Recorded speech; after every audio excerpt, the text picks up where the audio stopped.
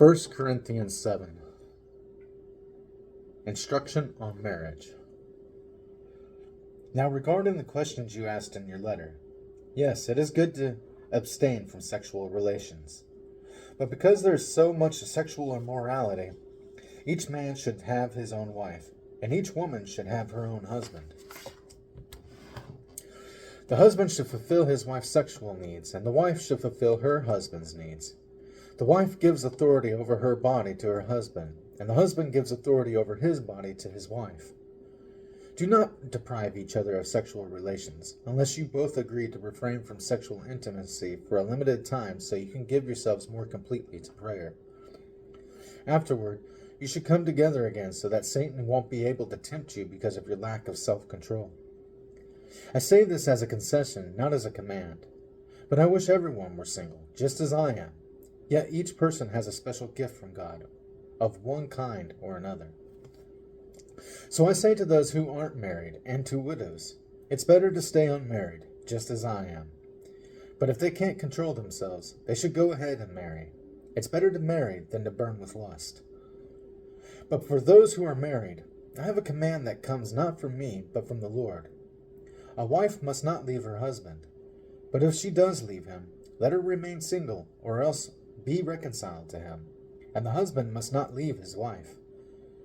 Now, I will speak to the rest of you, though I do not have a direct command from the Lord.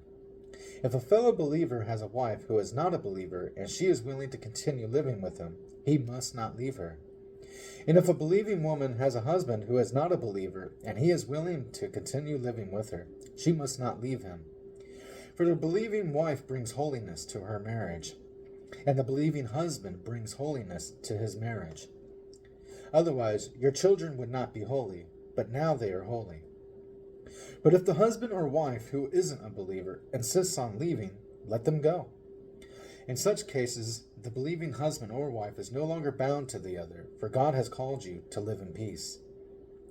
Don't you wives realize that your husbands might be saved because of you? And don't you husbands realize that your wives might be saved because of you? Each of you should continue to live in whatever situation the Lord has placed you, and remain as you were when God first called you. This is my rule for all the churches.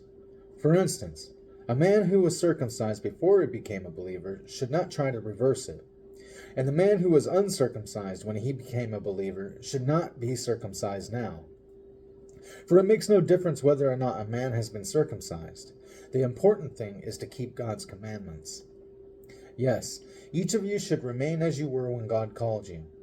Are you a slave? Don't let that worry you. But if you get a chance to be free, take it. And remember, if you were a slave when the Lord called you, you are now free in the Lord. And if you were free when the Lord called you, you are now a slave of Christ. God paid a high price for you, so don't be enslaved by the world.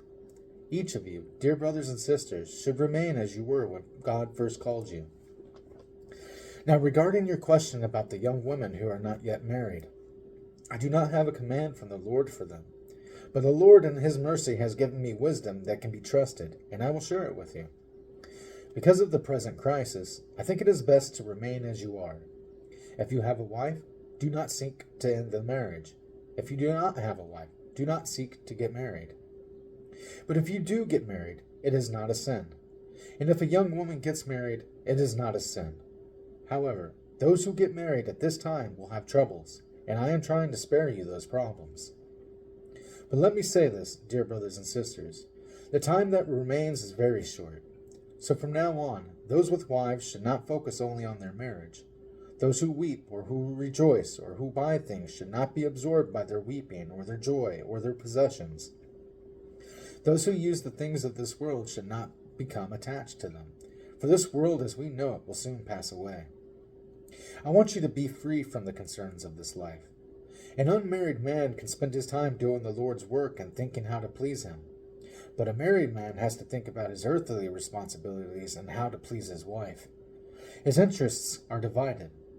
In the same way, a woman who is no longer married or has never been married can be devoted to the Lord and holy in body and in spirit. But a married woman has to think about her earthly responsibilities and how to please her husband. I am saying this for your benefit, not to place restrictions on you. I want you to do whatever will help you serve the Lord best, with as few distractions as possible.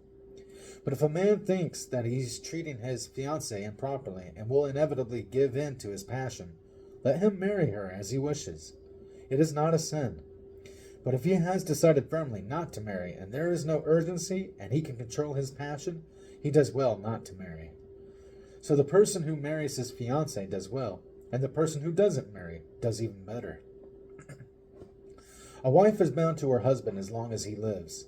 If her husband dies, she is free to marry anyone she wishes, but only if he loves the Lord. But in my opinion, it would be better for her to stay single, and I think I am giving you counsel from God's Spirit when I say this.